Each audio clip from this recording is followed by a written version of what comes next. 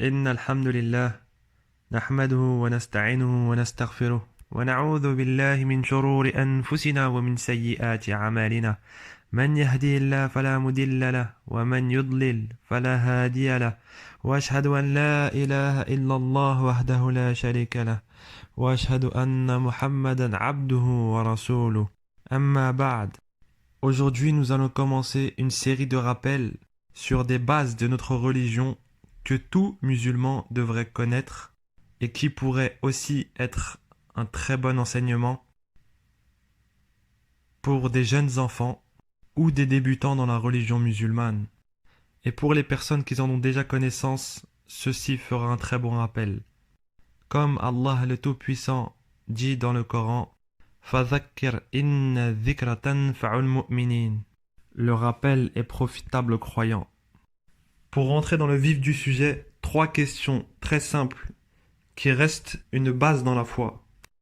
Man Rabbuk, qui est ton Seigneur?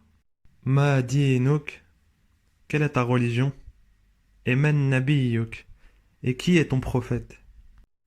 Nous allons donc répondre à ces questions de façon simple, sans trop détailler, de sorte que chaque personne comprenne, grand ou petit, débutant ou avancé.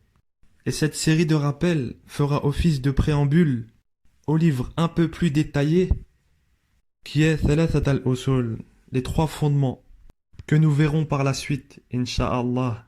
Nous allons donc commencer par la question la plus importante, Man Rabbuk, qui est ton Seigneur? Et pour répondre à cette question, nous devons connaître qui est notre Dieu. Notre Dieu est Allah, Rabbun Allah, comme Allah le Tout-Puissant a dit dans le Coran, Huwa Allahu alladhi la ilaha illa hu. C'est lui Allah.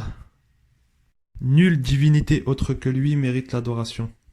C'est aussi lui notre créateur et le créateur de l'univers. Huwa khaliqu kulli shay. Il est aussi Allah subhanahu wa ta'ala, celui qui subvient à nos besoins, qui nous apporte la subsistance en masse. Comme Allah subhanahu wa ta'ala l'a dit dans le Coran, Inna Allah huwa ar-razzaqu dhul quwwati al-matin. Certes, c'est Allah qui vous apporte la subsistance en masse, le détenteur de la force et l'inébranlable.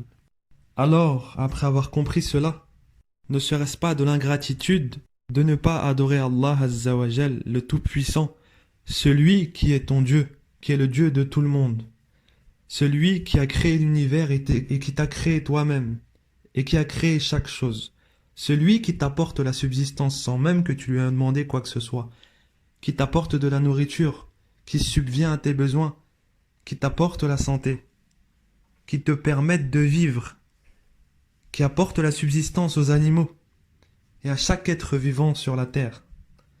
Ne mérite-t-il pas l'adoration plus que toute autre chose? C'est d'ailleurs la raison pour laquelle nous avons été créés. Comme Allah subhanahu wa ta'ala dit dans le Coran, وَمَا خَلَقْتُ الْجِنَّ وَالْإِنسَ إِلَّا لِيَعْبُدُونَ. Et je n'ai créé les djinns et les hommes avec un grand H que pour qu'ils m'adorent. Et Allah subhanahu wa ta'ala a aussi dit ذَلِكُمُ اللَّهُ رَبُّكُمْ لَا إِلَهَ إِلَّا هُوَ خَالِقُ كُلِّ شَيْءٍ فَاعْبُدُوهُ وَهُوَ عَلَى كُلِّ شَيْءٍ وَكِيلٌ. Voilà Allah, votre Seigneur. Il n'y a pas d'autre divinité autre que lui. C'est lui le créateur de chaque chose. Alors adorez-le. Et c'est lui qui est en charge de tout.